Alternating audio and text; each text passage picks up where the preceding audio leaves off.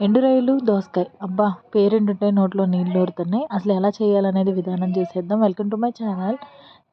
ఈరోజు మన ఛానల్లో ఎండు రొయ్యలతో ఎలా చేసుకోవాలో చూద్దాం. ఫస్ట్ అయితే ఒక పావు కిలో వరకు ఎండు రొయ్యలు అనేది నేను తీసుకున్నాను. చక్కగా అవన్నీ క్లీన్ చేసుకుని వాటర్లో ఈ విధంగా నానబెట్టుకున్నాను. ఆ తర్వాత ఫ్రెష్గా ఉన్న 2 దోసకాయలు తీసుకోండి. చేదు ఉందో లేదో ముక్కలు చూసుకొని చక్కగా ఈ విధంగా కట్ చేసుకోండి. ఆ తర్వాత కళాయి పెట్టండి. కళాయిలో కొంచెం ఆయిల్ వేసి ముందుగా నానబెట్టుకుని క్లీన్ చేసుకున్న ఎండు రొయ్యల్ని దీంట్లో వేసుకోండి. అవి చక్కగా ఫ్రై అవ్వాలన్నమాట. ఏ విధంగా అంటే చక్కగా కరకరం అనేలాగా ఫ్రై అవ్వాలి. ఆ తర్వాత దోసకాయ ముక్కలు ఏ విధంగా కట్ చేసుకోవాలో చూపిస్తారండి. ఈ విధంగా దోసకాయ ముక్కలు తొక్క తీసుకొని కట్ చేసుకొని ఒక ఉల్లిపాయ తీసుకోండి, 2 పచ్చిమిర్చి తీసుకోండి. అవి కూడా సన్న ముక్కల్లా తరిగి పెట్టుకోండి. నేను ఈ విధంగా కట్ చేసుకున్నాను. మీరు కూడా ఈ విధంగా కట్ చేసుకొని పెట్టుకోండి. చాలా సింపుల్, అంతే టేస్టీగా హెల్తీగా రెడీ అయిపోతుందనమాట. ఆ తర్వాత అదే కళాయిలో ఇంకొకసారి వేగిందో లేదో చూసారు కదా, ఈ విధంగా వేగాలన్నమాట. వేగిపోయింది. ఆ తర్వాత అవి కొంచెం ఒక గిన్నెలో పక్కన పెట్టేసుకున్నాను అనమాట. పక్కన పెట్టుకుని మళ్ళీ అదే కళాయిలో కొంచెం ఆయిల్ పోసుకొని కొంచెం కరివేపాకు వేసుకున్నాం. ముందుగా కోసి పెట్టుకున్న ఉల్లిపాయ పచ్చిమిర్చి ముక్కలు కూడా నేను దాంట్లోనే వేసుకొని దోరగా అనేది వేపాలి. చక్కగా ఆయిల్లో మగ్గాలన్నమాట. అందుకే నేను దోసకాయ ముక్కలు కూడా పక్కన పెట్టిన దోసకాయ ముక్కలు వేయలేదు. ఫస్ట్ ఉల్లిపాయ పచ్చిమిర్చి ముక్కలు తాలింపులాగా ఫ్రై అవ్వాలన్నమాట.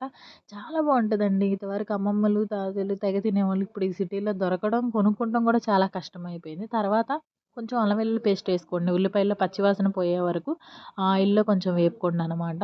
ఎక్కడ రేర్‌గా దొరుకుతున్నాయి. దొరకట్లేదు. ఎప్పుడైనా ఆంధ్రాకి పోయినప్పుడు మటికి నేనైతే తెచ్చుకుంటాను. మీరు కూడా ఎప్పుడైనా ఈ కర్రీ ఎలా చేశారో నాకైతే కామెంట్ చేయండి. ఎలా అనిపించిందో కూడా మర్చిపోకుండా. ఆ తర్వాత కొంచెం సాల్ట్ అయితే వేసేసుకోండి దాంట్లో. అలాగే సాల్ట్‌తో పాటు కొంచెం పసుపు కూడా వేసుకోండి. చక్కగా ఆ తర్వాత దీంట్లోనే కారం కూడా వేసుకోండి. పచ్చివాసన పోయిన తర్వాత ఇవన్నీ వేసేసుకొని మీరు కలుపుకుంటా తిప్పుకోండి. ఇదే మసాలా కింద. అంటే మసాలా అంటే నేను ఏ మసాలా కూడా యూజ్ చేయలేదు. మళ్ళా మసాలా యూజ్ చేశాను. ఓన్లీ అల్లం వెల్లుల్లి పేస్ట్ ఇంట్లో నేచురల్‌గా తయారు చేసుకున్న అదే మసాలా. ఆ తర్వాత దోసకాయ ముక్కలు కట్ చేసి పెట్టుకున్నాను కదా, ఆ దోసకాయ ముక్కలు కూడా దీంట్లోనే వేసేసుకోవాలనమాట. వేసుకున్న తర్వాత అవి బాగా మిక్స్ అయ్యే వరకు కలపండి దాంట్లోకి. ఉప్పు, కారం ముక్కలు పట్టే వరకు బాగా దోసకాయ ముక్కలు కలపాలనమాట. ఒక చిన్న గ్లాస్‌తో మీరు వాటర్ తీసుకోండి. టీ కప్ అంత గ్లాస్‌తో వాటర్ తీసుకుంటే సరిపోతుంది. ముందుగా అవంతా కలిపిన తర్వాత దోసకాయ ముక్కల్లో టీ గ్లాస్‌తో తీసుకున్న వాటర్‌ని చూపిస్తాను చూడండి. కొన్ని అంటే కొన్ని ఆ దోసకాయ ముక్కలు మగ్గడానికి వరకే వాటర్ పోసాను. నేను అది పులుసుకుందే కాదు. ఆల్రెడీ ముక్కలు మగ్గేటప్పుడు మనకు వాటర్ అనేది వచ్చిద్దనమాట. కాబట్టి ఏదో కలవడానికి కొంచెం వేసుకున్నాను.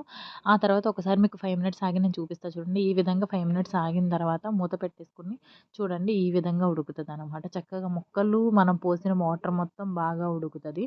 చాలా టేస్టీగా ఉంటది. అదే గ్రేవీ అసలు ఎంత బావుంటదో. ఆ తర్వాత ఇంకొంచెం సేపు ఆగిన తర్వాత మళ్ళా మూత పెట్టుకొని 5 మినిట్స్ ఆగిన తర్వాత కొంచెం అటు ఇటు హోల్ లాగా చేసి దోసకాయ ముక్కల మధ్యలోనే ఎండు రొయ్యలనేది మనం వేసుకుందాం. ఎందుకంటే అవి దాంట్లో కలవడం కంటే మధ్యలో ఉంటే ఈ గ్రేవీతో పాటు ఉడికి బాయిల్ అనేది బావుంటదనమాట. బాయిల్ అయితే చాలా టేస్టీగా అనిపిచ్చిద్ది. నేను ఈ విధంగా చూపిస్తున్నాను చూడండి. నేను మొత్తం సైడ్‌కి చేసి కర్రీ మొత్తం దీంట్లో పెట్టుకున్నాననమాట. ఎందుకంటే మగ్గాలి. ఆయిల్ అనేది, ఆ వాటర్ అనేది దీనికి కూడా రొయ్యకి పడితే టేస్ట్ వేరే లెవెల్ అసలు. సూపర్ ఉంటది. వేడి వేడి అన్నంతో ఈ కర్రీ తింటుంటే అసలు మర్చిపోలేం. లాస్ట్‌గా కొంచెం కొత్తిమీర ఏసుకొని ఒక్క 2 నిమిషాలు అలా హైలో పెట్టుకొని అడుగంటకుండా తిప్పుకొని అబ్బా! అబ్బా! అబ్బా! వేడి వేడి అన్నంలో వేసుకుంటే ఎంత బావుంటుందో. అంతే, వెరీ సింపుల్. ఏమున్నాయండి దీంట్లో, ఏమన్నా ఓన్లీ ఒక ఉల్లిపాయ, పచ్చిమిర్చి, దోసకాయ, ఎండు రొయ్యలు. చికెన్‌లో, మటన్‌లో ఏం పని చేస్తాయండి. వేలుకి వేలు పెట్టి తెచ్చినా, వందలకి వందలు తెచ్చిపెట్టినా. చాలా సింపుల్‌గా అయిపోద్ది. చాలా టేస్టీగా ఉంటది.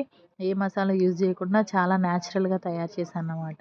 ఈ వీడియో మీకు నచ్చినట్టయితే లైక్ చేయండి, సబ్స్క్రైబ్ చేయండి. ఫస్ట్ టైం మన ఛానల్‌ని చూసుకుంటే సబ్స్క్రైబ్ చేయండి. మరిన్ని వీడియోస్‌తో వచ్చేస్తాను. Bye all.